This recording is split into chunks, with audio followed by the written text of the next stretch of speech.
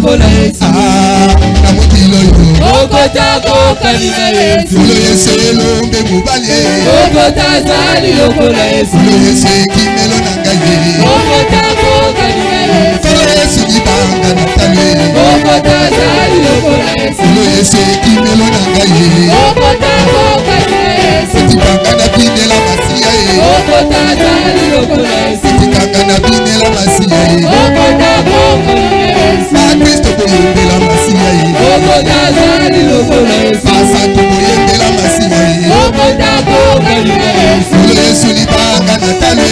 Okota zali lokola Yesu. Lo Yesu alo satana ye. Okota kokani na Yesu. Na mokilo yo. Okota zali lokola Yesu. Na mokilo yo.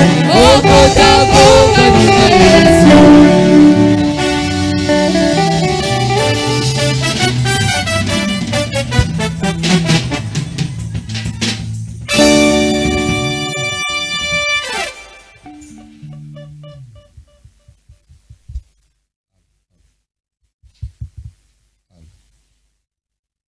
Je vous salue au nom du Seigneur Jésus. Que l'Éternel vous bénisse très richement. Nous saluons la présence du révérend Kachala. C'est l'un des anciens de ce pays. Que Dieu le bénisse richement. C'est l'ancien de Lubumbashi, de Katanga à Lubumbashi. Amen. Amen. Que Dieu bénisse sa présence et la présence de tous les serviteurs de Dieu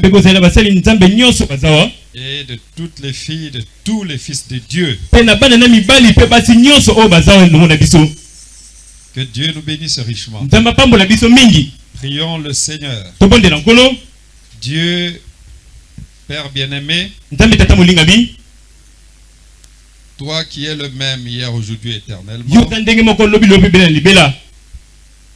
nous te bénissons ce soir, te rendant de multiples actions de grâce à cause de ton amour, parce que nous le voyons se manifester au milieu de nous. Notre présence ici dessine ton amour. Tu as pris soin de chacun de nous depuis le matin. Et il t'a plu de conduire nos pas jusqu'ici pour nous annoncer tes oracles. Père bien-aimé, s'il y en a parmi nous qui ne te connaissent pas, dans ce glorieux baptême du Saint-Esprit,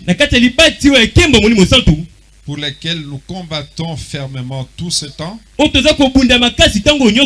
en disant à chacun que c'est la chose la plus indispensable en ce temps de la fin. C'est pourquoi, Seigneur, s'il y en a qui ne l'ont pas, déverse-le pour le Seigneur et remplis-nous davantage. Que cette réunion soit une grande référence dans la vie de chacun. Nous voulons que le Saint-Esprit nous accompagne du début jusqu'à la fin. Et qu'à l'issue de la réunion, chacun dise en lui-même: le ciel m'a parlé et le ciel m'a béni. Ainsi nous croyons que tu vas guérir les corps malades et les âmes malades, que tu vas consoler les cœurs affligés, parce que la consolation se trouve dans ta parole.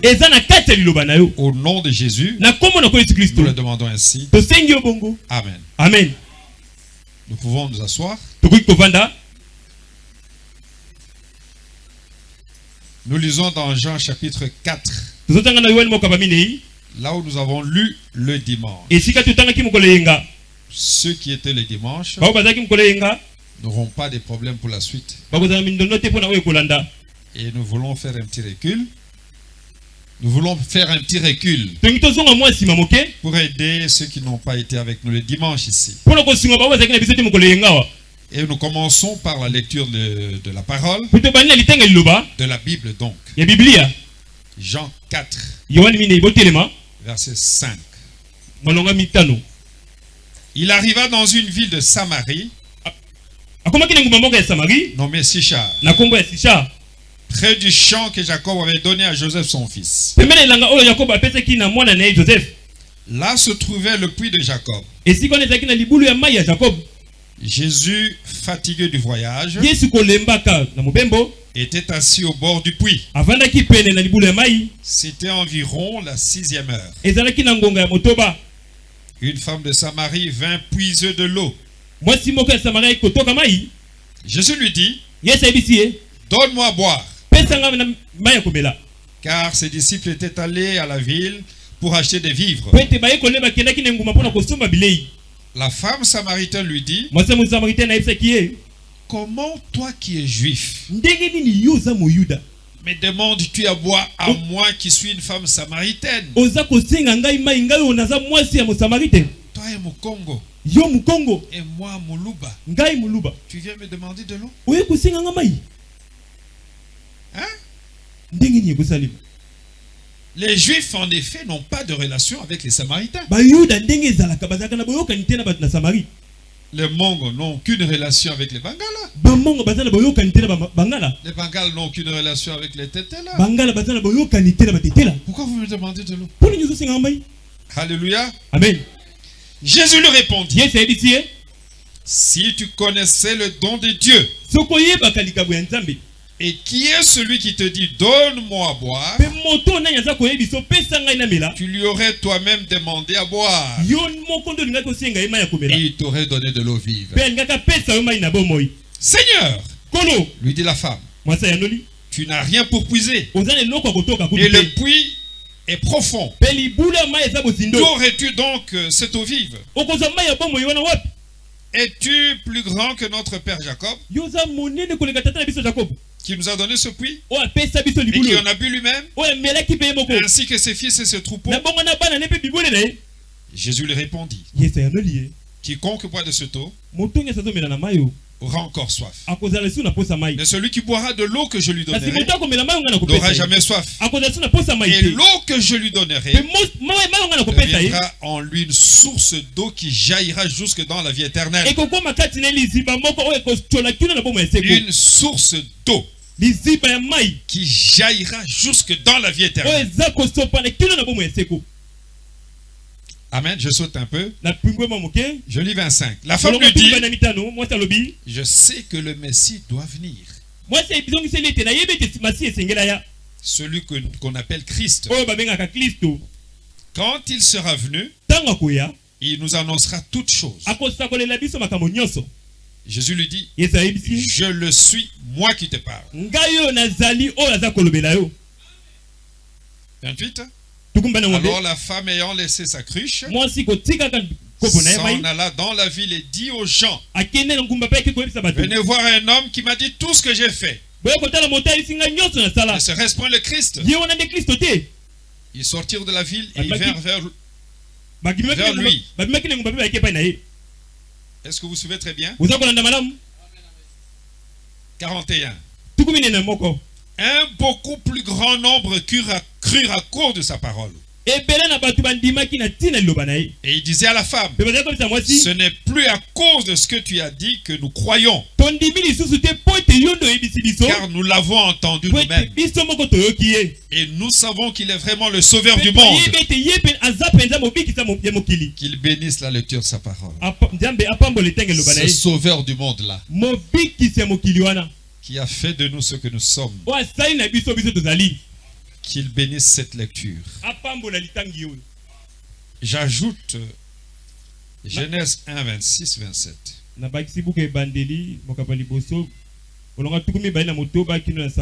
Puis Dieu dit, faisons l'homme à notre image, selon notre ressemblance, et qu'il domine sur les poissons de la mer, sur les oiseaux du ciel, sur les bétails, sur toute la terre, et sur tous les reptiles qui rampent sur la terre. Dieu créa l'homme à son image. Il le créa à l'image de Dieu. Il créa l'homme et la femme. Amen. Amen. Après cette lecture les dimanches, nous avons donné comme titre à notre sermon pourquoi la division dans le message.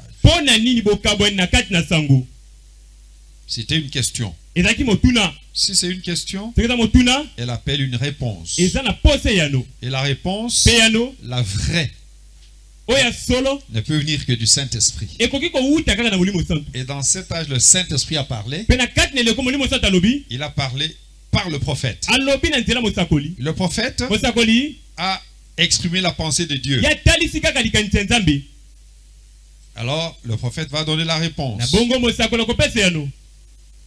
Nous avons dit des divisions parmi nous. Alors que nous lisons le même message, les mêmes brochures, nous écoutons les mêmes bandes émanant d'un même prophète, le prophète William Aaron Branham. Nous avons tous en partage le prophète. Et nous adorons le même Dieu. Il s'appelle le Seigneur Jésus-Christ. Pourquoi la division parmi nous? Est-ce que avions-nous posé la question en lisant le prophète? Nous avons lu dans l'exposé un passage de l'écriture. Peut-il contredire un autre passage de l'écriture? Est-ce qu'on trouve dans la Bible des versets qui contredisent d'autres versets? Alors, si nous disons non, pourquoi sommes-nous divisés? Pourquoi sommes-nous séparés? Et nous avons ajouté que un élu ne peut pas persécuter un autre élu. Pourquoi? Parce qu'ils sont tous la sémence de Dieu. La sémence ne peut pas combattre la sémence.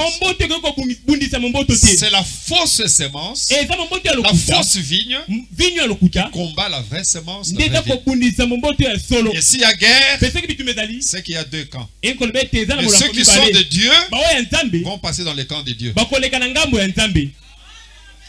Et dans le camp de Dieu, il n'y a qu'une seule chose, c'est l'amour. Alléluia. Amen. Et nous avons vu, nous avons eu l'illustration avec la Samaritaine. Cette prostituée, tribaliste en même temps. Pourquoi? Elle faisait partie d'un groupe. Et elle était en train de défendre son groupe. C'est ça le cri, équipe épaulatée. Elle ne voulait pas que l'équipe des Samaritains tombe dans l'échec. Toi qui es juif, tu viens me demander à boire à moi qui suis samaritain. Il n'y a pas de communion entre nous. Amen. Amen. Alléluia. Amen. Prostituée tribaliste, mais connaissant les Écritures. Et elle a cité les Écritures en train de repousser la chose même qu'elle était en train de chercher. Amen. Amen. Elle était en face de ce que son âme cherchait. Mais c'est ce qu'elle cherchait. Elle était en train de repousser. Pourquoi? Elle était fidèle à son groupe. C'est ce que nous faisons aujourd'hui. C'est pourquoi nous avons lu une citation. L'Église aujourd'hui n'est plus le porte-parole de Jésus. Elle est devenue son propre porte-parole. C'est pourquoi aujourd'hui, nous sommes en train de défendre le groupe et non pas Jésus. Nous voulons chacun défendre son groupe et montrer que c'est son groupe qui est dans la vérité. C'est pourquoi nous faisons de la publicité. Nous cherchons des choses grandioses. Quand il y a une guérison dans l'église, on saisit ça. Dieu travaille beaucoup chez nous dans ce domaine. Il y a un aveugle la vie. Ce n'est pas ça le travail de Dieu. C'est 2 jours. Chaque groupe veut montrer que celui qui a Dieu, les autres n'ont pas Dieu. C'est pourquoi on se donne des noms. C'est une bande de vautours, laissez-les, ils vont mourir. Dieu t'a dit qu'ils sont morts?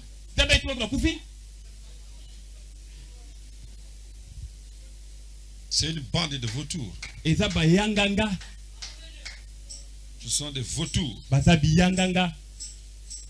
Frère, cette femme avait les Écritures entre les mains. Elle dit à Jésus, je sais. Elle a appris là où elle priait que le Messie va venir.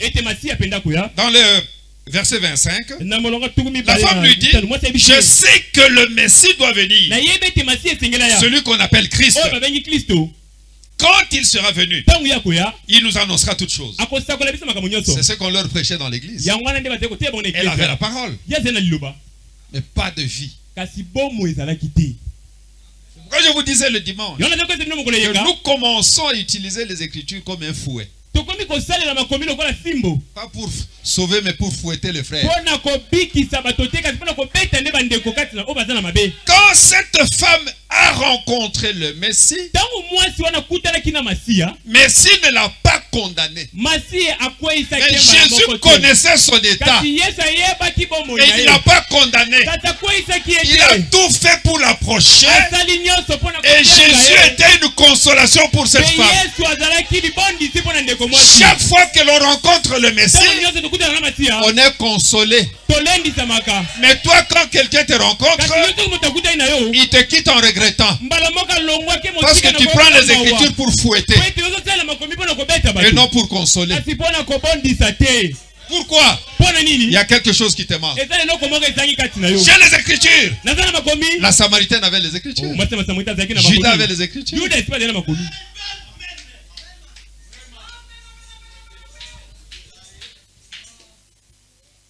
Alléluia. Amen. Quand elle a rencontré Jésus, le Messie, tout a changé. On va y revenir. Alléluia. Amen. C'est pourquoi j'ai posé une question ici. Que si Branham était encore vivant, Branham serait dans quel camp? Est-ce qu'il allait être dans le camp de non révélés? Ou dans le camp de révélés? Dans le camp de il est déjà venu? Ou dans le camp de il n'est pas encore venu? Parce que nous sommes chacun dans son camp.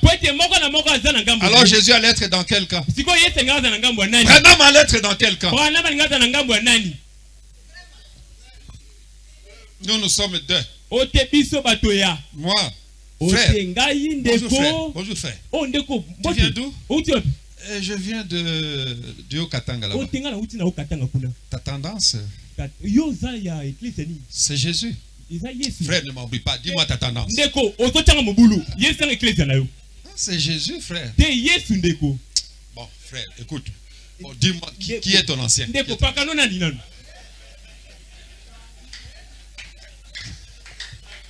Mais l'ancien n'est pas mort pour moi. Ce n'est pas l'ancien qui est mort pour toi. C'est Jésus qui est mort pour nous.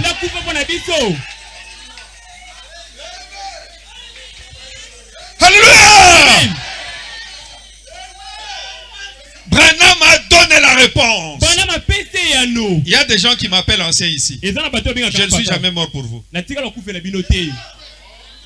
Votre tendance, c'est la tendance de Jésus. Branham serait de quel groupe? Il serait de quel camp? Il a la réponse. Je relis. Dans votre famille, vos propres enfants, c'est à peine si deux parmi eux peuvent s'accorder l'un avec l'autre. Tout le temps, ils se tiraillent. Parfois en train de manger, ils se tiraillent autour d'un morceau de viande, et ainsi de suite. Néanmoins, ils sont de la même famille. Certainement qu'ils le sont. Ils peuvent avoir des traits physiques différents.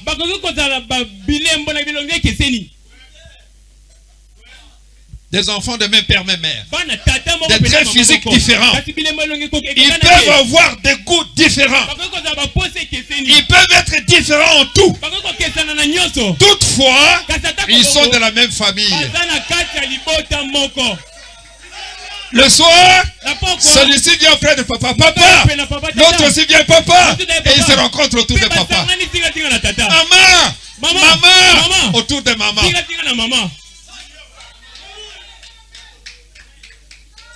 Ils sont de la même famille. Et nous sommes la famille de Christ. Écoutez la position de William Aronson. Je n'essaie pas de dire, Jimmy, je suis pour toi. John, je suis contre toi. Je dis, c'est Branham qui parle. Jimmy et John, nous sommes tous de la même famille. Vous voyez ce que je veux dire? Nous travaillons tous ensemble dans ce champ pour gagner de quoi vivre pour la famille. Eh bien, c'est la position que je prends. Voilà la position du prophète. S'il arrivait que quelqu'un vous pose la question, à n'importe quel moment, faites-leur simplement comprendre ceci, frère. Dites-leur que Branham rassemble. Il ne divise pas.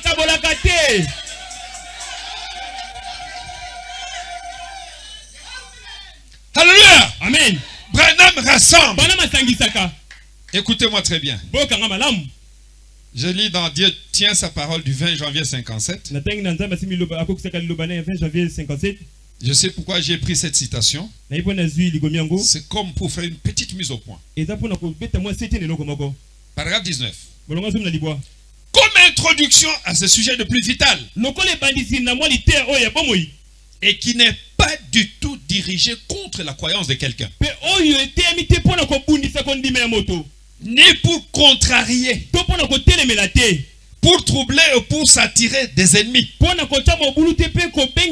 Ceci ne s'adresse contre personne, et seulement contre le diable et ses démons. Amen. Amen. Oui, ceci n'est pas du tout dirigé contre la croyance de quelqu'un, ni pour contrarier, pour contredire quelqu'un, pour troubler ou pour s'attirer des ennemis, mais dans le seul but de rassembler et d'unir le peuple de Dieu. Et la raison pour laquelle j'ai choisi d'en parler au tabernacle ce soir, c'est à cause des conditions actuelles du temps où nous vivons. Dites amen à cela. Vous irez terminer la lecture. C'est la réponse directe. Et il ajoute, dans la prédication, l'amour divin et la grâce souveraine. Du 14 août 56, paragraphe 13. Il dit ceci. Et comme je vois paraître ce grand jour dans lequel nous vivons maintenant, où l'égoïsme et l'indifférence règnent parmi les gens, les tribus des hommes de la terre, cela me chagrine. Le tribalisme. C'est pourquoi j'ai posé la question aux frères d'Istanbul. Pourquoi vous êtes collés tous les deux? Pourquoi pas avec quelqu'un d'autre? Seulement vous deux? Est-ce parce que vous sortez d'un même pays? Ou que vous êtes de la même tribu? Ou que vous parlez la même langue? Ou que vous êtes du même secteur? Du même groupement? Du même clan? Qu'est-ce qui vous unit, vous deux? Vérifiez un peu bien. Si ce n'est pas Jésus, vous êtes mal parti. Notre trait d'union doit être Jésus. Notre trait d'union doit être Jésus. Pas autre chose. Amen. Amen. Oui. Notre trait d'union doit être Jésus. Si vous prenez ce mot ici, Petit-fils.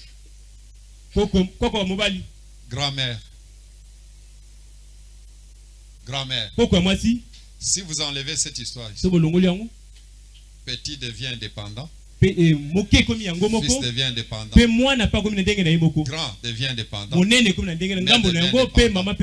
Mais quand vous mettez les traits d'union, et grand, et mère, et le trait d'union, disent la même chose. Amen. Amen. Or, notre trait d'union, c'est Jésus. C'est que nous sommes un avec Jésus. La même signification. C'est que Jésus est, c'est ce que nous sommes. Mais si vous enlevez le trait d'union, chacun pour soi. Qu'est-ce qui est le trait d'union? Votre trait d'union? C'est la tribu, la langue, Minasema, Mwanetu, Nalobi. Qu'est-ce qui est votre trait d'union?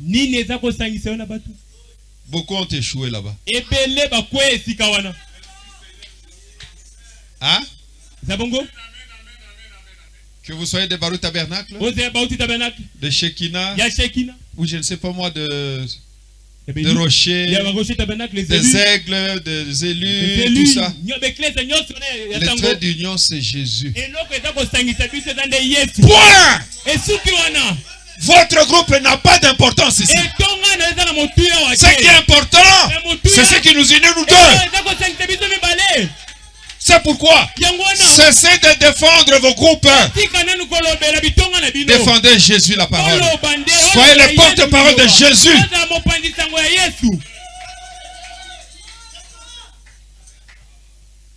Amen. Oui. Et j'aurais une conception contraire à ce sujet. S'il n'avait pas déjà annoncé que ce jour serait là, ce jour où les gens s'opposeraient les uns aux autres, et les choses qui arrivent, et l'amour serait une chose rare en ces jours. C'est ce que nous sommes en train de voir. L'amour, une chose rare. Alléluia. Amen. Et il dit ceci, dans le paragraphe 6. Je parlais là-dessus. Paragraphe 6b. J'ai parlé là-dessus à l'église de Frère Bose ce soir en passant. Ils m'ont parlé il y a quelques instants. Soyez honnêtes. Soyez honnêtes les uns envers les autres. Si vous ne pouvez pas être honnêtes les uns envers les autres, que vous pouvez voir, comment serez-vous honnête envers Dieu que vous ne voyez pas? C'est-à-dire, vous n'aimez pas un frère, vous n'aimez pas Dieu. Oh, je prêche bien. Judas prêchait mieux que toi.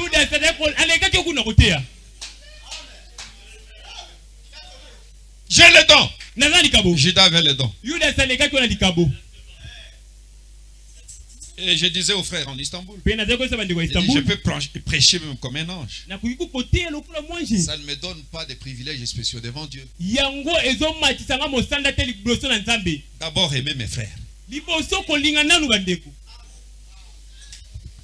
Amen. Amen. Oui, comment serez-vous honnête envers Dieu que vous ne voyez pas alors que vous n'êtes pas honnête entre vous? Les uns envers les autres. C'est que si vous n'êtes pas droit avec moi, laissez Dieu loin de vos affaires. Laissez Dieu loin de vos affaires. Vous devez être loyaux et honnêtes les uns envers les autres. L'amour fraternel, et alors Dieu vous bénira. Et être béni par Dieu, ce n'est pas avoir beaucoup d'argent, c'est avoir le Saint-Esprit.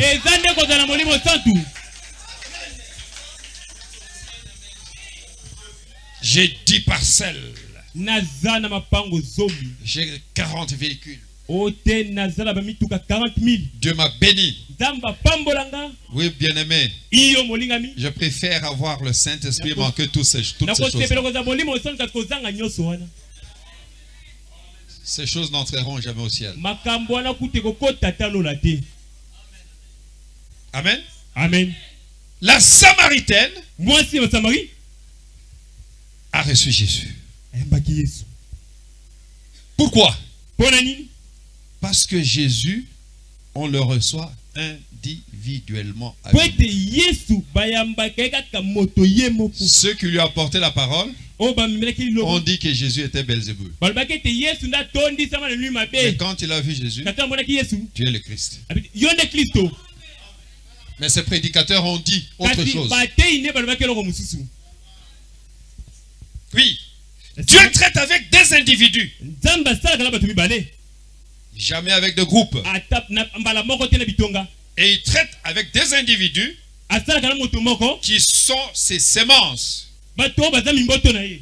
Là, je suis en train de faire la récapitulation.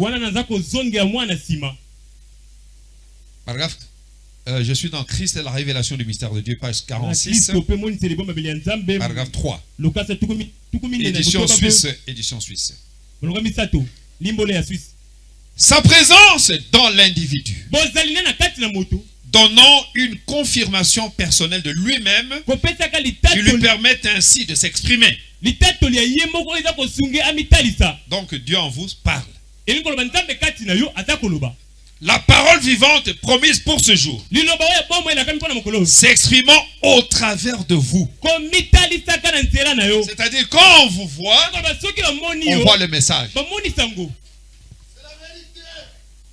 Vous et le message, une seule personne. C'est qu'on peut avoir le message entre les mains et ne pas être un avec le message. Alléluia. Amen. J'ai les Écritures. J'ai les Écritures. Mais pourquoi tu me fouettes? Tu as la parole, c'est vrai. Mais la parole n'est pas un avec toi. Amen. Amen. Oui.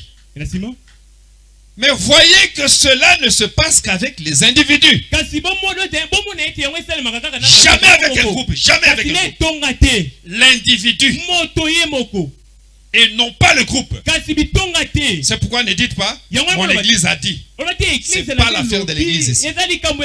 C'est l'affaire de l'individu avec Dieu. Il s'identifie toujours au travers des individus. Il ne s'identifie jamais aux méthodistes, aux baptistes, presbytériens, luthériens, mais seulement à l'individu. C'est pourquoi il est dit, l'un sera pris, l'autre laissé. L'un sera pris, l'autre laissé. Je les séparerai des deux hommes qui seront dans un champ. L'un sera pris, l'autre laissé. Des deux personnes qui seront dans un même lit. L'une sera prise et l'autre laissée. Il ne s'agit pas de groupe. Il s'agit d'une confirmation personnelle d'un enfant de Dieu fécondé par le Saint-Esprit, soumis à Dieu. Cet enfant-là est soumis à Dieu, mais pas soumis au groupe. La Samaritaine était soumise au groupe, mais pas à Christ. Mais quand elle a rencontré Christ, elle a cessé d'être soumise à son groupe pour être soumise à Christ. Parce que on leur disait à l'église, ne soyez jamais en communion avec les juifs. Mais quand elle a rencontré le juif qui est tombé du ciel, qui est venu du ciel, elle a abandonné les enseignements de l'église. Alléluia. Amen. Oh Jésus. Oh Jésus. Oui, confirmation personnelle d'un enfant de Dieu, fécondé par le Saint-Esprit, soumis à Dieu au point qu'il ne soucie plus d'autre chose, au travers duquel le Saint-Esprit vivant de sa propre vie agit, montrant la confirmation personnelle de la parole. Voilà. C'est pourquoi comprenez ce soir que ce n'est pas l'affaire du groupe, c'est l'affaire de l'individu. C'est pourquoi Jésus lui a dit, si tu connaissais le don de Dieu et celui qui te dit, donne-moi à boire, c'est comme s'il y avait deux choses là-bas. Si tu connaissais le don de Dieu, et qui est celui qui te dit, donne-moi à boire? C'est toi au contraire qui lui aurait demandé à boire. Jésus ne s'adressait plus à la Samaritaine, mais à la sémence. Pierre, ce ne sont pas la chair et le sang qui t'ont révélé cela. Tu es Pierre. Et moi je te dis, Jésus ne parlait pas des autres disciples. Il parlait de Pierre. Il parlait à Pierre. Il parlait individuellement à Pierre. Est-ce que vous suivez? À lui seul. C'est ce que nous avons vu hier. N'est-ce pas? Et du moins avant-hier. Non, le dimanche. Le dimanche. Et regardez. C'est là que le frère Branham dit, ne dites pas mon église fait. Cela ne concerne pas mon église. Il s'agit de l'individu, de la personne. Jésus ne s'est pas adressé au groupe, mais à Pierre. Jésus ne s'était pas adressé à tous les Samaritains. Il s'est adressé à la femme qui était sa sémence. Amen. Amen. Écoutez-moi très bien. Oui. C'est pourquoi ce n'est pas un problème de groupe. C'est un problème de l'individu. Sortez du milieu de mon peuple. Sortez du groupe. Entrez en Christ. Sortez du camp dans lequel vous vous trouvez. Écoutez un peu cette citation ici. C'est très profond, c'est simple mais profond. Écoutez, je suis dans le sceau des Pâques, paragraphe 100.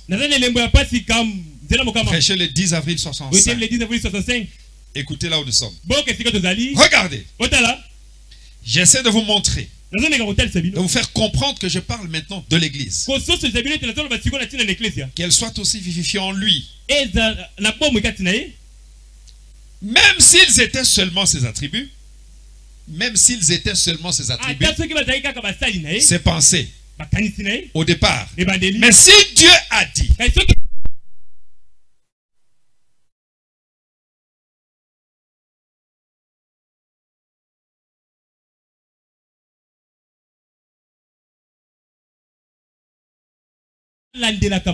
analyste indépendant.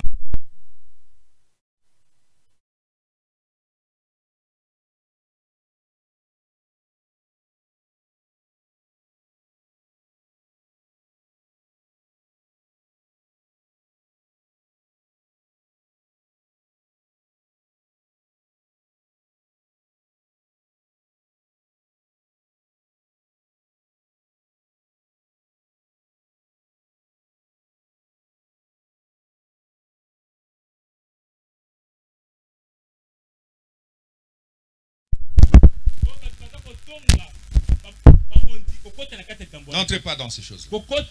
La seule chose que vous pouvez faire, c'est prier pour les autorités, pas les critiquer.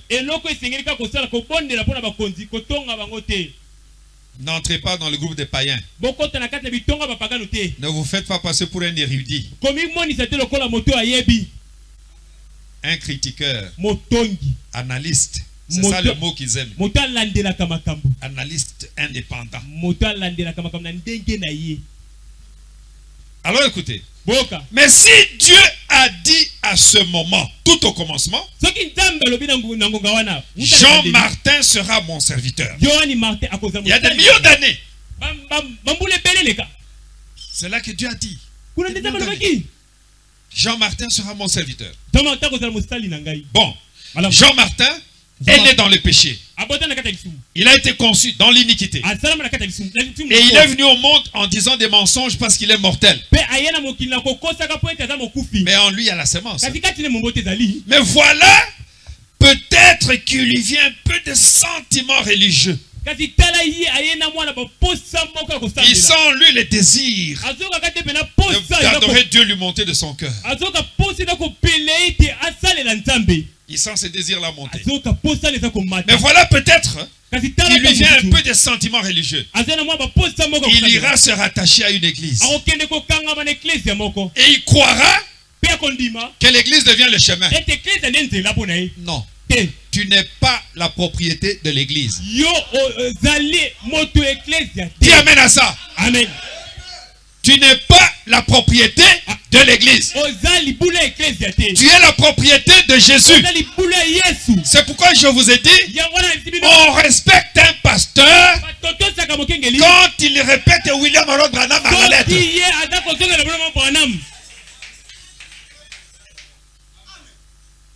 Dites amen à cela.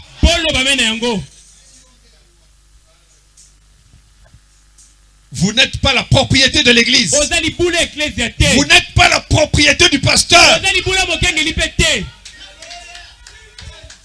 Il y a aujourd'hui tant de conflits parmi les serviteurs de Dieu. Il a pris mon croyant. Il a pris mon croyant. Toi et moi, nous avons des croyants. C'est en nous qui nous croient ou au Seigneur Jésus. Nous sommes les simples bergers au service du grand berger. Et il se tiraille. Laissez-le aller là où il a trouvé normal. Il a pris mon croyant. Tu as un ciel pour l'amener? Ou tu peux l'amener?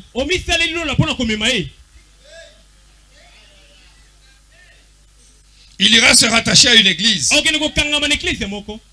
Il ira peut-être se rattacher à une église pentecôtiste, je ne sais pas. Il ira peut-être se rattacher à une église, quelle qu'elle soit. Et il croira que l'église est le chemin. L'église n'est pas le chemin.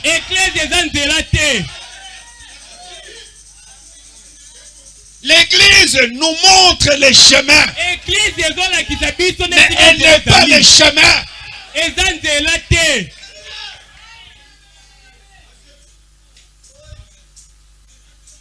Amen. Amen.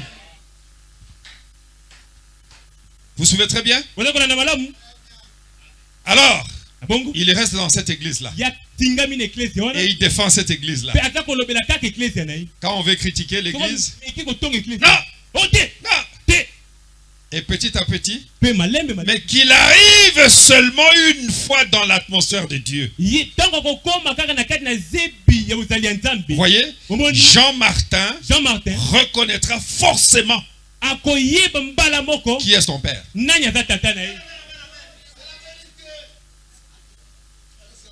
Tout comme cet aiglon a reconnu qui était sa mère.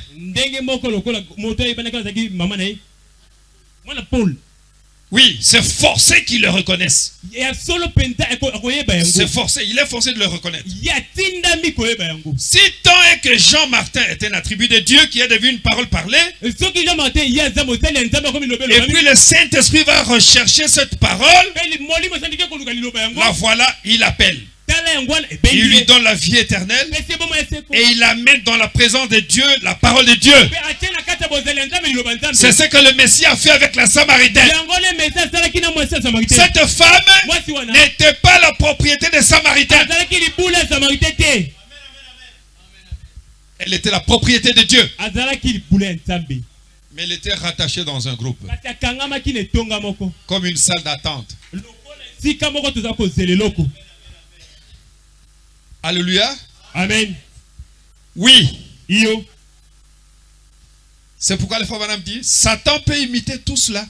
Nous le savons. En tant que missionnaire, on envoie les imitations. Crier, danser, parler en langue. Et toutes ces choses, on envoie les imitations n'importe où. Absolument. Parmi des païens qui disent même le fait que Jésus-Christ est le Fils de Dieu. Vous voyez?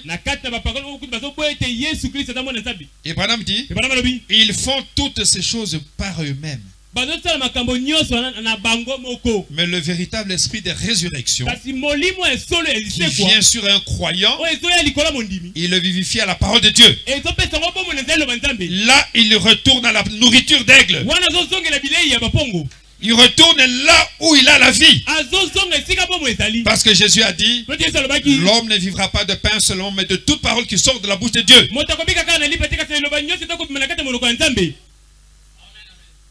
Oui.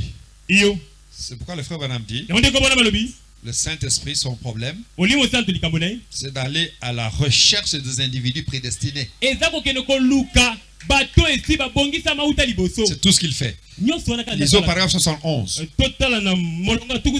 C'est pourquoi chaque fois qu'un homme découvre Christ,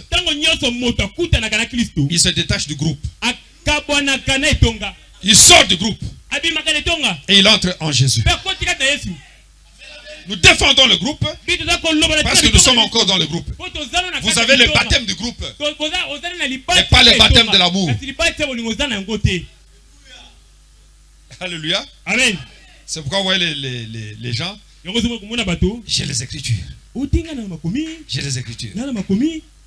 La Samaritaine aussi avait les Écritures. C'est là que je vous ai dit que la révélation nous a montré que les Écritures et les miracles ne suffisent pas pour amener quelqu'un au ciel. Dites amen à cela. C'est pourquoi j'ai toujours été, bon, pas choqué, mais un peu médusé, un peu stupéfié, un peu étonné. Chaque fois que vous rencontrez un pasteur, ah, pasteur, c'est 2 jours, Dieu travaille beaucoup. Hein? Dieu travaille beaucoup. Vous savez, trop de guérisons. C'est bon. Mais pourquoi tu ne m'aimes pas? Pourquoi tu me repousses?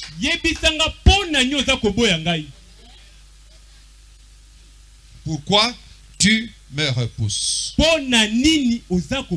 Nous dirons que Dieu a grandement travaillé dans notre église quand nous verrons le baptême d'amour tomber dans cette église. On va y revenir. Ce n'est pas le fait d'aligner les citations. Ça ne suffit pas. Pasteur Charles prêche bien. Mais si je ne t'aime pas, ça va m'amener où? Si je suis divisé, je me divise de mes frères. Si je refuse de communier avec mes frères, mon don va m'amener où? En enfer. La Bible dit ceci dans Ephésiens chapitre 1er, 7, 8, verset 7, 9 plutôt. En lui, nous avons la rédemption par son sang, la rémission des péchés selon la richesse de sa grâce, que Dieu a répandu abondamment sur nous, par toute espèce de sagesse et d'intelligence. Écoutez maintenant. Nous faisons connaître le mystère de sa volonté.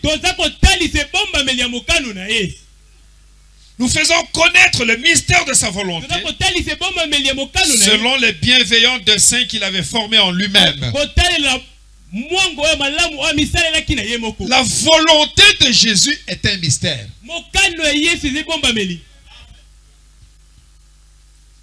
Oui, je peux bien prêcher, mais si je ne connais pas la volonté de Dieu, je perds mon temps.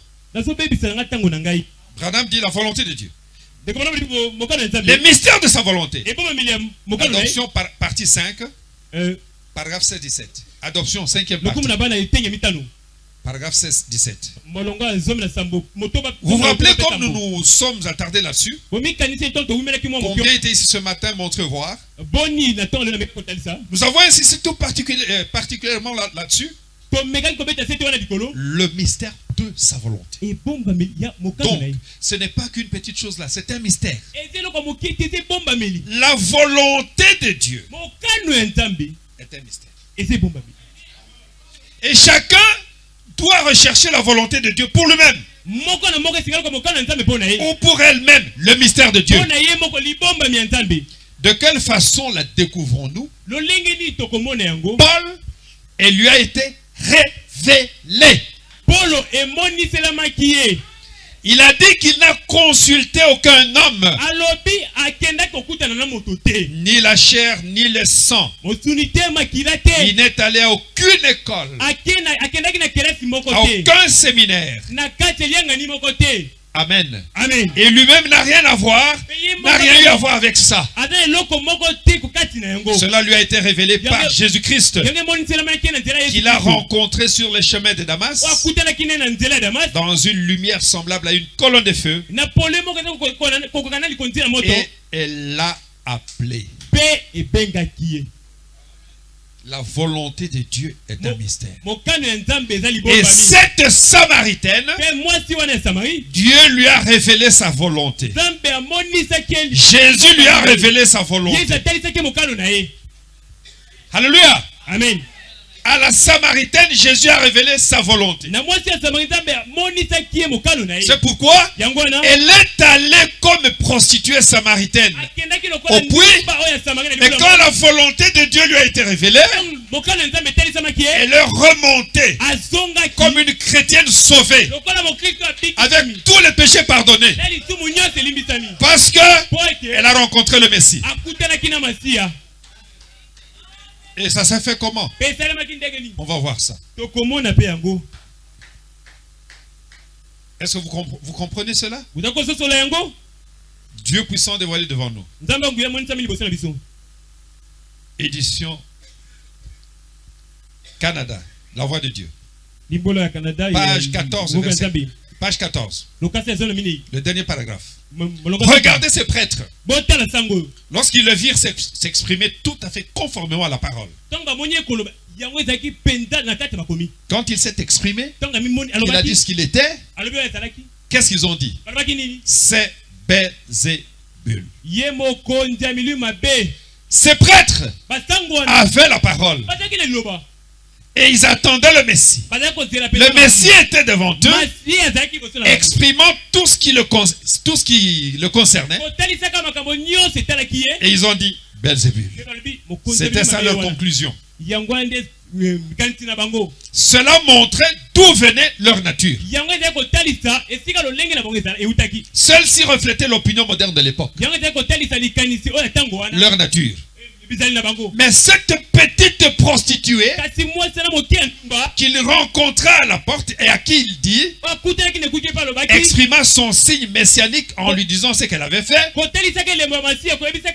Eh bien, elle répondit au Seigneur, Seigneur, ces prêtres ont dit, démon.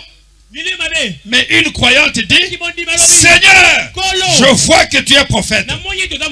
Nous savons que le Messie, quand il sera venu, nous annoncera toutes ces choses. Elle le reconnaissait comme le Messie. Au moins parce qu'il remplissait les conditions scripturaires. Ne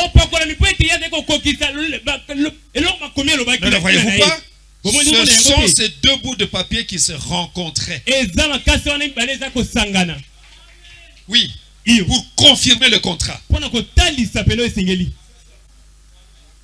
Mais ces prêtres, ces pasteurs disaient, démon, prince des démons. Mais lui dit, c'est le Messie. Amen. Amen. Elle dit plutôt, c'est le Messie. Alors écoutez. Écoutez maintenant. Peut-être, page 15. Peut-être Dieu a-t-il dû faire tel et tel alliage pour obtenir le timbre particulier de cette cloche. Pour avoir un son clair.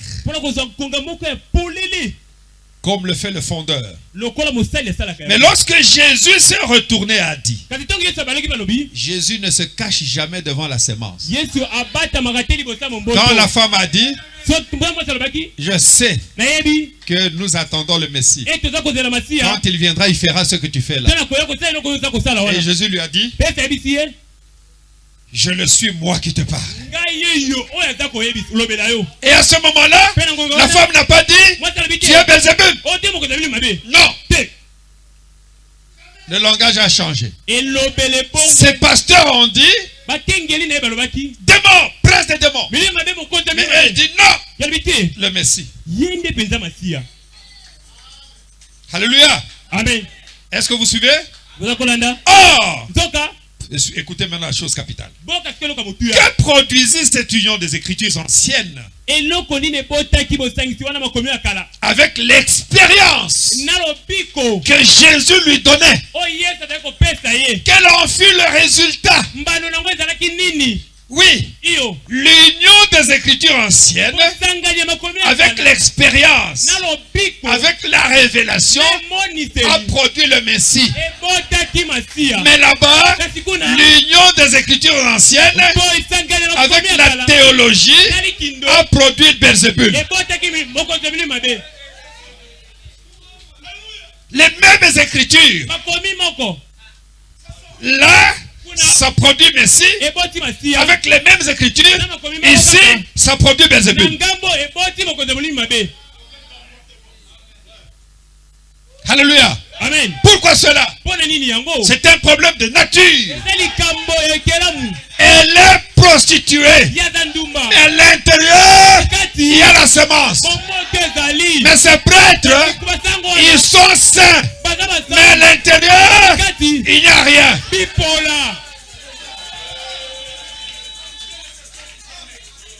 Alléluia. Amen. L'union des Écritures avec l'expérience produit le Messie.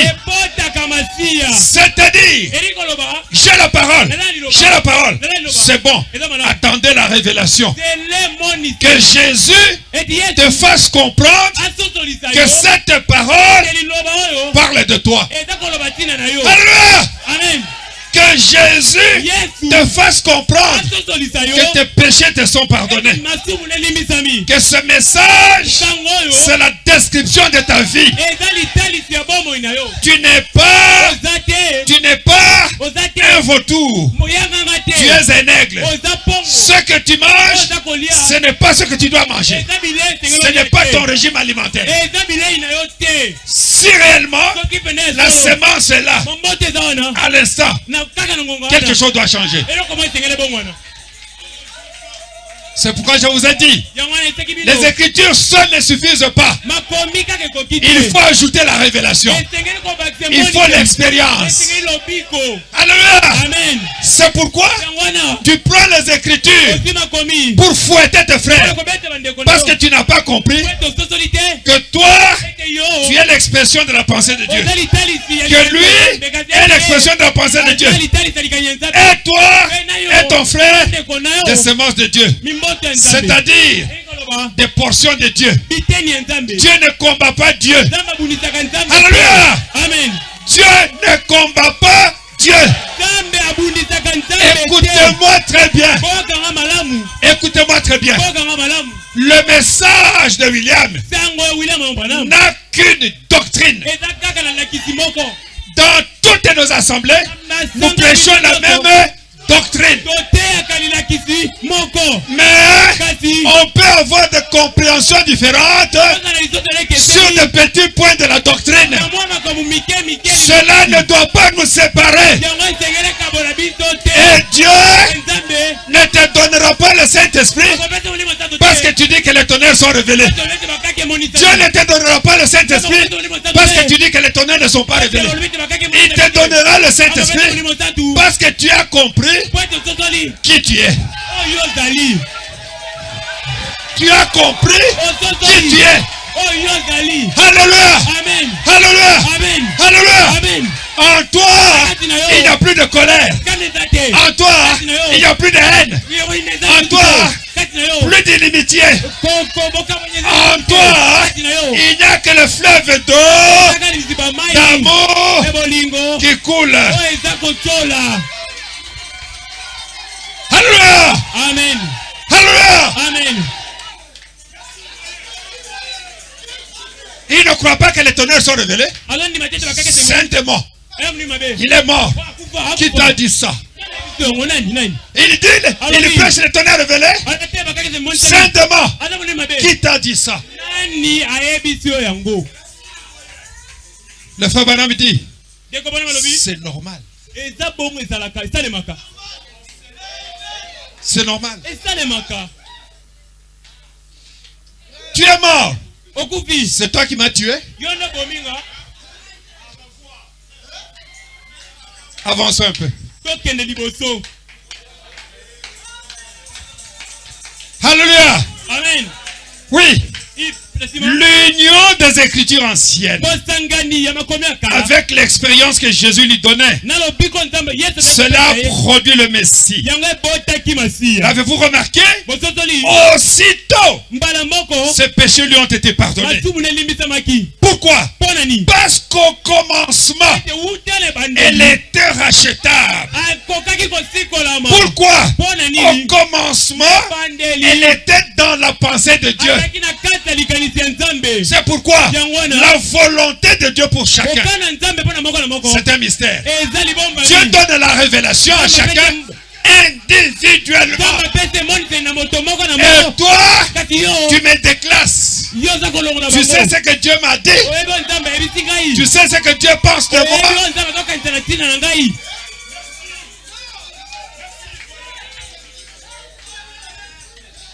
Si c'était toi, si c'était moi, en face de cette Samaritaine, avec le don de discernement, tu allais commencer à... Dieu me montre que tu es une prostituée. D'ailleurs, tu as connu 5 hommes. Tu as laissé le 6e dans ta chambre. Tu es une sorcière. Démon. Tu es venu me tenter. Tu iras en enfer. Mais si il est venu chercher les malades,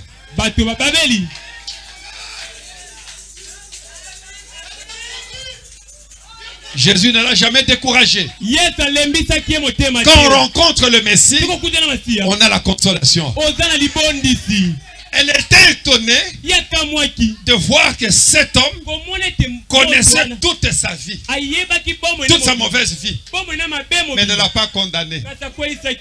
Au contraire, faisait tout pour l'approcher. Va appeler ton mari. Mais nous, qu'est-ce que nous faisons? Nous venons avec les Écritures. Tu crois que les tonnerres sont révélés? On peut se faire voir les Écritures.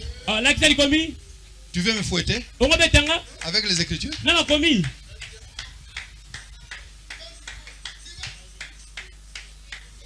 Tu veux me fouetter? Jésus ne lui a jamais dit, vous êtes dans un groupe de bandes de sorciers. Vous ne croyez pas en moi, les vrais serviteurs de Dieu. C'est moi le don qui a été promis par Dieu. Vous allez mourir avec les Samaritains. Démon. Dieu va te frapper. Jésus ne parle pas comme ça. Vous savez ce qu'il a dit à Pierre? Vous savez ce qu'il a dit à Jean? Quand ils ont dit, Seigneur, est-ce qu'on peut faire ce qu'Élie a fait? Prier pour que le feu consume ces gens? Mes pensées me sont en scandale. Arrière de moi, Satan. Le Fils de l'homme n'est pas venu perdre.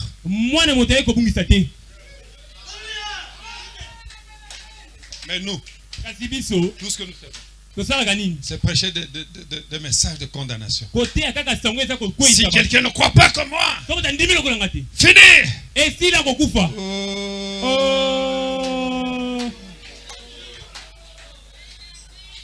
Qui t'a dit ça? Qui t'a dit ça?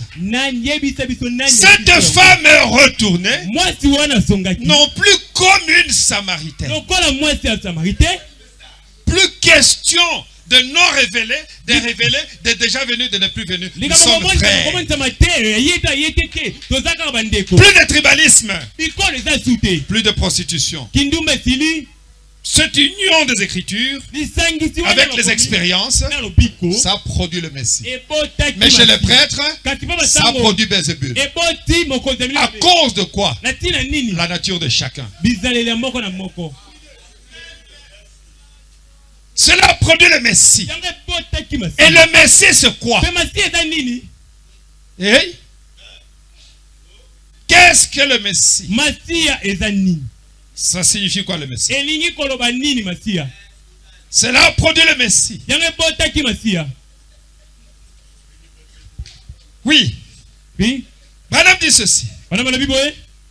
Vous êtes avec moi? Le Messie, paragraphe 28b. Par contre, le royaume de Dieu est établi dans le cœur et dans l'âme d'un homme par une révélation de Jésus-Christ. La révélation de Jésus, c'est le Saint-Esprit dans l'homme. Et la personne sait déjà qu'il est un avec Dieu. Pourquoi? Jésus est le trait d'union entre Dieu et l'homme. Alléluia. Amen. Jésus est venu unir Dieu et l'homme. Et Dieu est le trait d'union et l'homme signifie une chose. Jéhovah. Mais si vous enlevez ce trait d'union, Dieu reste à part, l'homme reste à part. C'est pourquoi, avant que Jésus ne rencontre la Samaritaine était de son côté, Dieu était de son côté. Mais quand le trait d'union est venu, cette femme, à l'instant, ce péché lui était pardonné. Elle était rachetée à l'instant. C'est-à-dire, la parole l'a ramenée à l'état où elle était dans la pensée de Dieu. C'est-à-dire une portion de Dieu. Lui et Dieu étaient devenus une seule réalité. Ça c'est Jésus. Pourquoi tu veux me fouetter mon frère? Alors suivez un peu. Le Messie c'est quoi? Oui. Le royaume de Dieu est établi dans le cœur et dans l'âme d'un homme par une révélation de Jésus-Christ. Et il a dit, sur ce roc, je bâtirai mon église. C'est-à-dire sur la révélation. Et les portes du séjour des morts ne prévaudront point contre elle. Si tu es devenu la révélation faite chair, tu es devenu invincible. Les portes du séjour des morts ne peuvent plus avoir le dessus sur vous. C'est pourquoi, si tu arrives encore à me haïr, aimer les gens, qu'ils soient bons ou mauvais, aimez-les. Dieu a tant aimé le monde, c'est-à-dire ceux qui n'étaient pas aimables. Et toi, si la révélation de Jésus est arrivée à toi, tu feras comme Jésus. Tu aimeras les gens, qu'ils soient bons ou mauvais.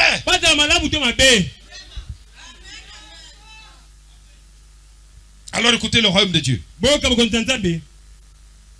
Et le fait d'avoir une révélation fait de vous un croyant. Et comme vous croyez, ces miracles accompagnent ceux qui auront cru. Verset 22. Paragraphe 29. Voyez-vous ce qu'est le Messie? Voyez-vous ce qu'est le Messie? Le Messie, c'est le royaume de Dieu. Des ouins. Ceux qui sont ouins du même esprit que lui. Le Messie, c'est le royaume de Dieu, des oins, ceux qui sont loin du même esprit que lui. Est-ce que vous comprenez? Alors écoutez très bien. Le Messie, le royaume. Que dit la Bible? Lisons d'abord la Bible. 1 Jean 3. Écoutez ce que dit la Bible ici. Le royaume, c'est le Saint-Esprit. Alors écoutez ce que dit la Bible. 1 Jean 3, 14. La Bible dit ceci. Nous savons que nous sommes passés de la mort à la vie parce que nous aimons les frères. C'est que si vous n'aimez pas les frères, vous n'êtes pas encore passé de la mort à la vie. Vous êtes encore dans la mort. Même si vous êtes un prédicateur. Il y a des prédicateurs qui sont morts. On va voir ça. Quiconque est son frère est un meurtrier. Et vous savez qu'aucun meurtrier n'a la vie éternelle demeurant en lui. Aucun meurtrier n'a la vie éternelle demeurant en lui. La vie éternelle dans l'homme, c'est le Saint-Esprit. Le Saint-Esprit, c'est le royaume. Le royaume, c'est le Messie.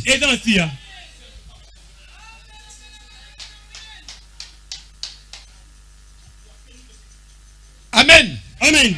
Le Messie, c'est le royaume. Alléluia. Amen. C'est pourquoi il dit ceci. J'espère que vous suivez très bien. Nous avons connu l'amour parce qu'il a donné sa vie pour nous. Pourquoi? On ne peut jamais aimer sans sacrifice. Le sacrifice se trouve dans l'amour.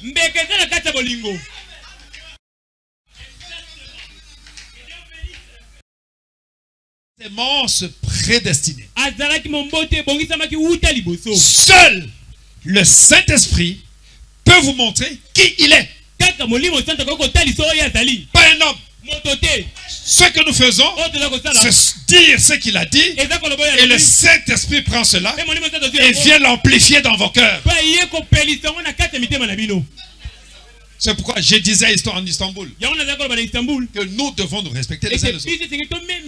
Même si vous avez cru le message en m'écoutant prêcher, ce n'est pas moi qui ai convaincu votre cœur. C'est le Saint-Esprit qui vous a convaincu. Alors je dois vous respecter. Vous n'êtes pas ici à cause de moi. Il y a quelque chose qui vous a convaincu, qui a la vérité dans ce message. C'est pourquoi même le pasteur doit respecter le croyant. Pourquoi? À cause de Jésus, du Seigneur, du Saint-Esprit qui est en eux. On ne peut pas traiter les croyants comme des valets, comme nos élèves. Non. Non. Les croyants, le même Saint-Esprit que le pasteur a, c'est le même Saint-Esprit que le croyant a. Et à cause du Saint-Esprit en eux, il faut du respect. Pourquoi le frère va prêcher sur le respect?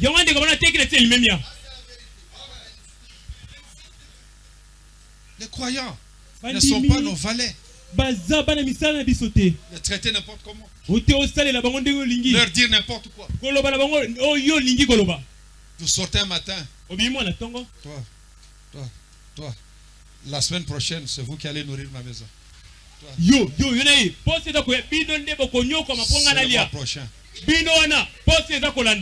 Des vaches laitières.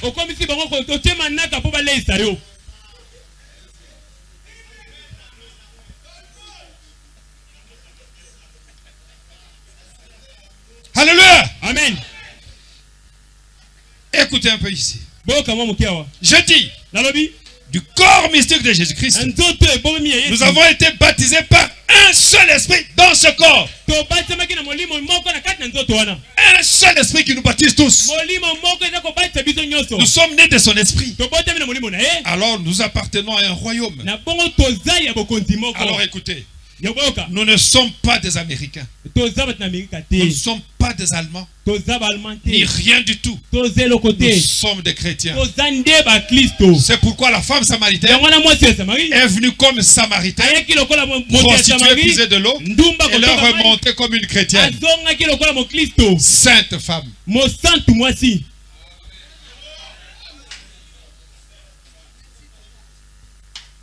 Alléluia. Amen. Nous appartenons à un royaume. Nous ne sommes pas des Américains. Nous ne sommes pas des Congolais. Nous ne sommes pas des Baluba. Des Baswahili. Des Batetela. Nous sommes des chrétiens. Il y a des chrétiens parmi les Baluba, des chrétiens chez les Français, en Amérique et partout. Et ce sont mes frères. Quand je suis arrivé en Chine, j'ai prêché devant les Chinois. Je leur ai dit, je deviens Chinois. Parce que vous êtes là. Ils ont commencé à me regarder. C'est l'identification. Je m'identifie à Dieu. À sa famille. Et vous êtes la famille de Dieu. Ce que vous êtes, je le suis. Ce que je suis, vous l'êtes. Vous êtes Congolais. Et je suis Chinois. Vous êtes Tétel, moi je suis Muluba. Oza Mukongo, Ngana za Mungala. Tu es Mukongo et je suis Mungala. Et notre position est définie. Et nous marchons dans l'esprit de l'esclavage, de l'amour. Je reprends. Notre position est définie. Et nous marchons dans l'esprit de l'esclavage, de l'amour, qui nous a libérés des choses du monde. Et nous avons vendu nos droits au monde pour acheter cette parole, cette perle de grand prix. Laissons le Saint-Esprit se manifester dans nos vies. Voilà ce que ça ferait l'Église. Amen. Amen. Oh Jésus. Oh Jésus. Oui. Nous marchons dans l'esprit de l'esclavage, de l'amour. C'est ce que vous êtes, c'est ce que je suis. Bon. Si nous nous abandonnons nous-mêmes et servons Dieu par sa parole, et non par ce que disent les crédos ou les groupes où je ne sais pas. Est-ce que vous suivez? Notez ceci. C'est que l'homme ouin, le Christ lui-même. Est-ce que vous avez suivi ça? Un homme ouin, c'est Christ lui-même. C'est ça la révélation. Et quand cette révélation vient en vous, vous allez vous rendre compte que vous commencez à vous comporter comme Christ. Vous commencez à aimer les pécheurs. Jésus était venu pour les pécheurs. Pourquoi devant cette femme-là pourrie, elle s'est rabaissée pourvu qu'il puisse la gagner. C'est pourquoi si cette nature vient en vous, pour celui que vous rencontre est consolé.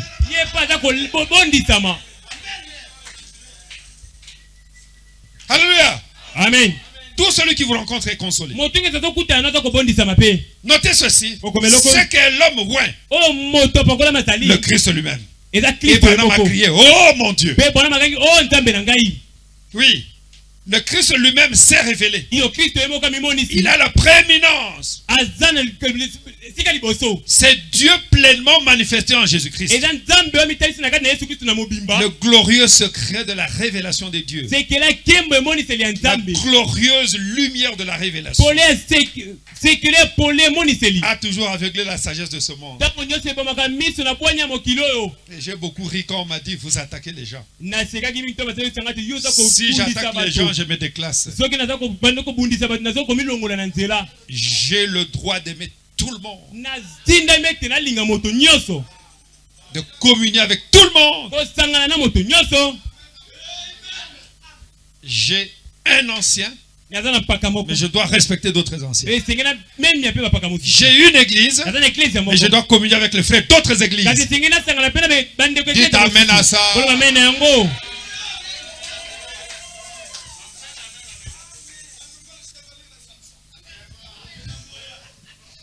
Alléluia. Amen. Alors revenons sur la chose maintenant. J'ai dit, les signes et la parole seule ne suffisent pas. Nous venons de le démontrer. Et je vais encore le démontrer davantage. Oui.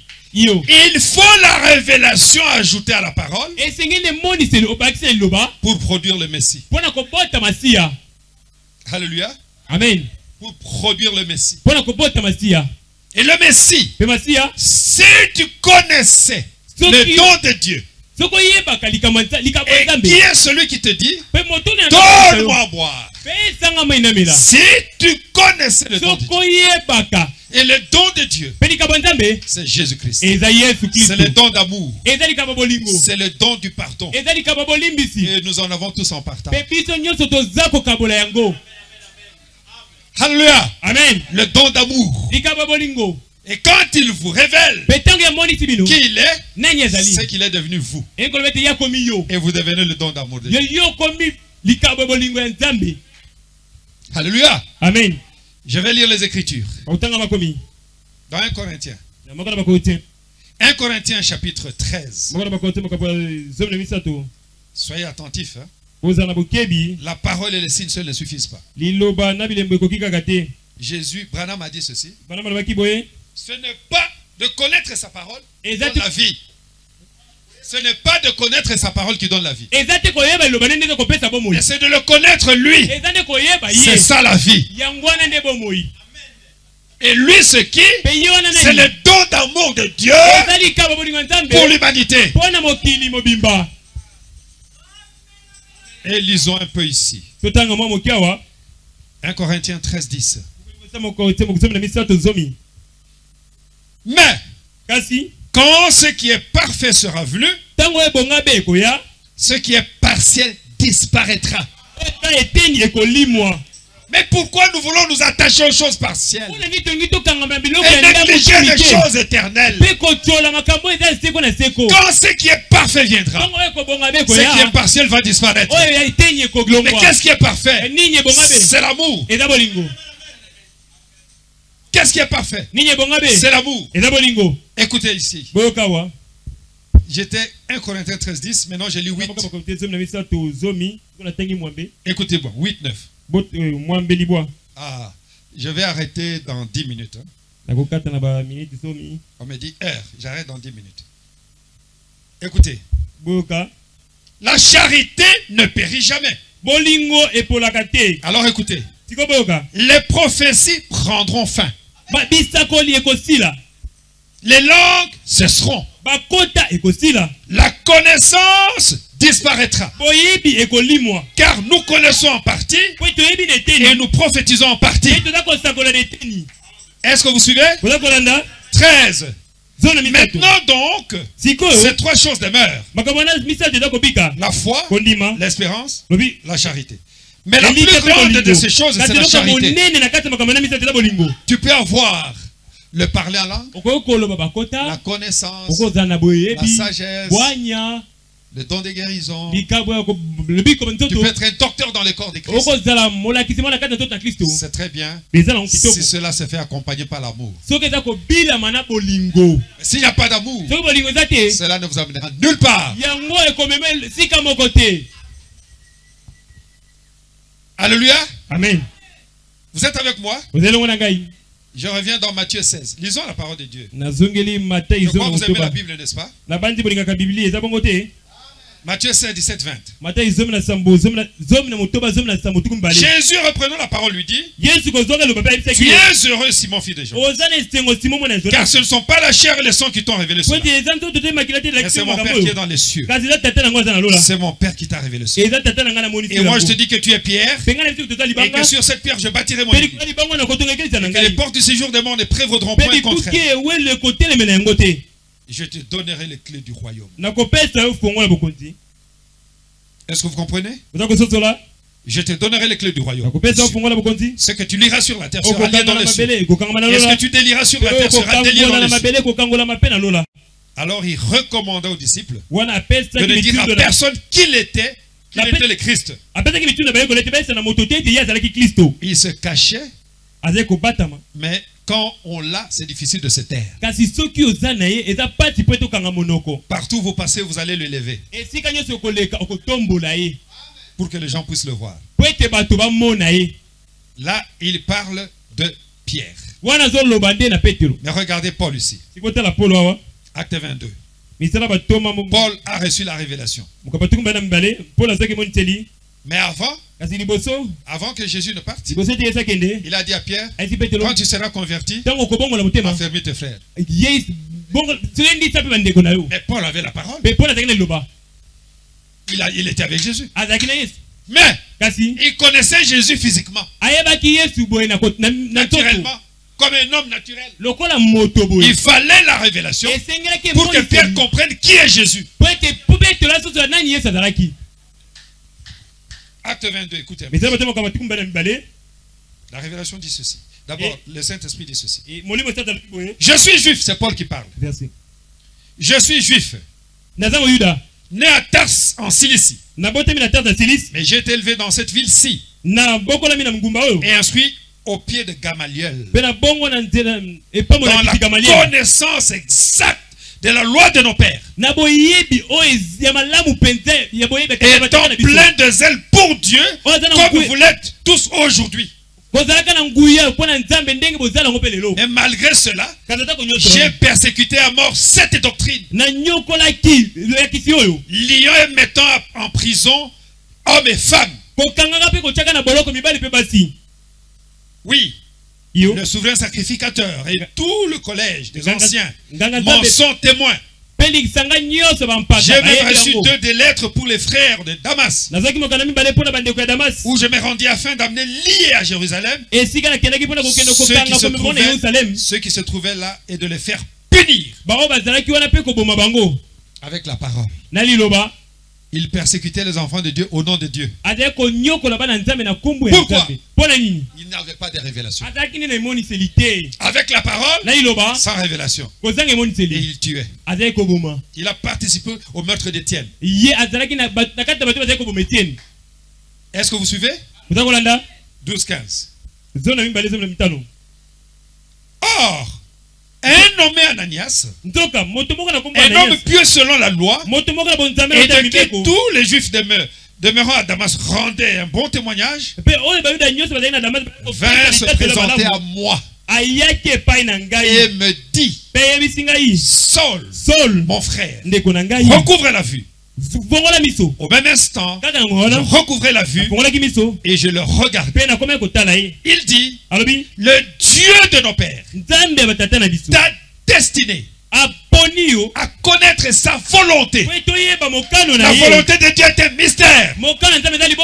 À connaître sa volonté, à voir le juste et à entendre les paroles de sa bouche. Est-ce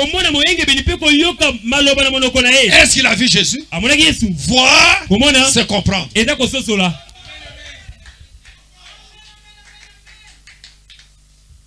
Alléluia. Amen. Car tu lui serviras de témoin. C'est-à-dire tu seras son porte-parole auprès de tous les hommes des choses que tu as vues et entendues. Amen. Amen. La volonté de Dieu est un mystère. Oui. Christ est la révélation du mystère de Dieu. Oui, mes frères. Écoutez-moi très bien. Christ est la révélation du mystère de Dieu. Page 15. Il dit ceci. L'autre soir, Si vous n'avez pas la bande où j'ai prêché sur Paul, prisonnier, un prisonnier de Jésus-Christ, lorsque Dieu arrive à faire de vous son prisonnier, alors vous ne pouvez rien faire en dehors de ce que vous dit l'Esprit. Pas ce que dit le groupe, pas ce que dit le pasteur, mais ce que dit le Saint-Esprit. Et ce que le Saint-Esprit dit, c'est ce message ici. Et nous avons ce message sans la révélation. On le prend, on fouette les gens. Les citations deviennent de fouet. J'ai les Écritures. J'ai les Écritures. Hey. Paul était l'intellectuel. Il a reçu son enseignement de Gamaliel en vue de devenir un jour sacrificateur ou rabbin. Il avait de grandes ambitions. Intellectuellement, il était un homme d'envergure, de grande autorité dans la nation. Mais il dut sacrifier complètement tout cela afin de devenir lui-même une partie de la parole et de pouvoir exprimer Jésus-Christ. Il savait ce que c'était que de dire. Il voulait se rendre quelque part où des frères l'avaient appelé. Mais l'Esprit lui défendit de faire sa propre volonté. Et pourquoi nous aujourd'hui, nous prêchons l'amour, mais nous ne manifestons pas l'amour. Un pasteur prêche l'amour du haut de la chair. À la fin, il critique son ami pasteur. Et les croyants se posent des questions, mais qu'est-ce qui se passe? Qu'est-ce qui se passe? Hein? Écoutez ce que dit le frère Branham. Nous prêchons l'amour divin, mais nous marchons sur l'amour divin. C'est-à-dire le pasteur a les Écritures mais n'a pas la révélation. Eh bien, l'amour divin, paragraphe 12. Nous vivons dans un jour, nous vivons à un jour où il nous a été prophétisé que l'amour fraternel deviendrait une chose rare parmi les gens. Et à mon humble avis, c'est le plus grand de tous les dons qu'il y a dans la Bible et de Dieu. C'est quoi? C'est l'amour. Judas avait et la parole et le signes, mais a vendu le Messie qu'il prétendait servir.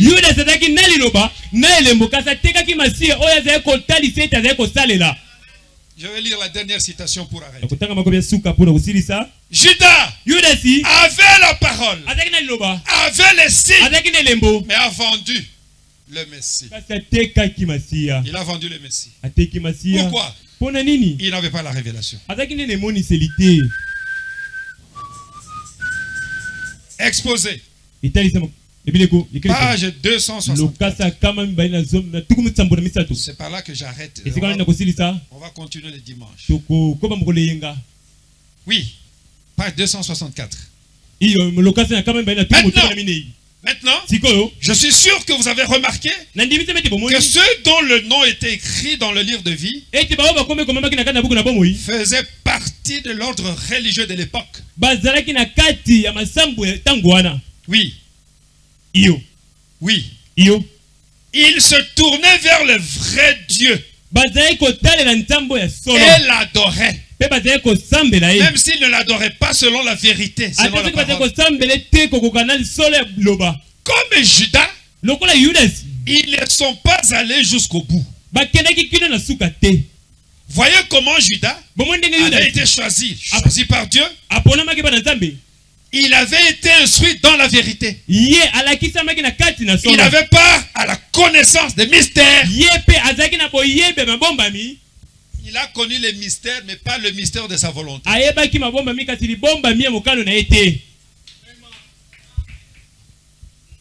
Oui. Il avait part à la connaissance des mystères. Un ministère de puissance lui avait été accordé. Et il guérissait les malades et chassait des démons dans Jésus. Mais quand l'heure de vérité est arrivée, il s'est débarrassé de tout cela pour de l'or et pour le pouvoir politique. Pour le pouvoir politique. Il n'est pas allé jusqu'à la Pentecôte pour recevoir l'Esprit de Dieu. Est-ce que vous comprenez qu'on peut prêcher, avoir des miracles sans le Saint-Esprit? Ah! Oui. J'ai dit la dernière citation, mais pardonnez-moi. Je veux que les choses soient claires. Hein? Oui. Il n'avait pas l'esprit. Ne vous y trompez pas. Si quelqu'un a réellement été baptisé dans le corps de Christ par le Saint-Esprit, recevant ainsi la plénitude de l'Esprit, il sera dans la parole jusqu'au bout. Voilà la preuve qu'on est baptisé du Saint-Esprit. Judas a échoué. C'est là que des foules échouent aussi. Et quand ils ne continuent pas dans cette parole, leur nom est effacé du livre de vie. Quand ils ne continuent pas jusqu'au bout. Oui, leur nom est effacé. Comme le nom de Judas est effacé. Mais attention, il y a une catégorie de gens dont le nom ne sera jamais effacé. Et dont le nom se trouve dans une autre section du livre de vie. Et dont le nom était écrit avec l'encre du sang de l'agneau. C'est pour cela seul que l'agneau est mort. Parce que l'agneau fait tout pour qu'il ne passe pas par le jugement. Et ils ne passeront jamais par le jugement. Quand l'ange est venu à moi, page 67. J'ai dit, voilà, j'ai compris, Seigneur. J'ai dit donc, ça c'est vraiment la vérité. On peut avoir des dons sans connaître Dieu.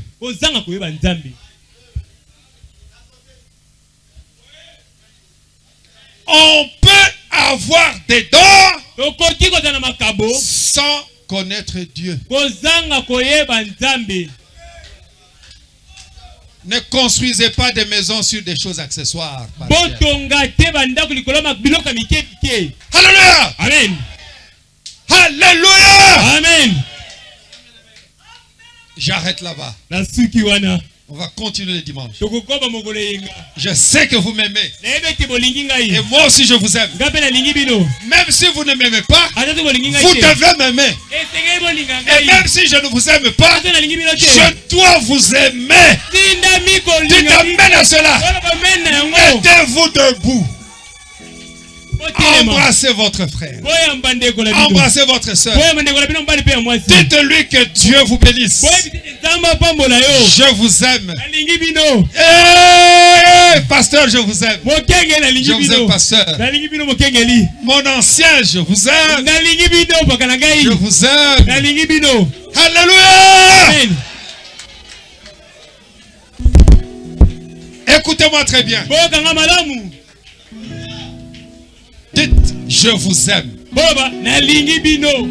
Cet amour-là résout les problèmes. Alléluia. Amen. Cet amour-là, c'est ça la solution au problème. Que Jésus vous bénisse.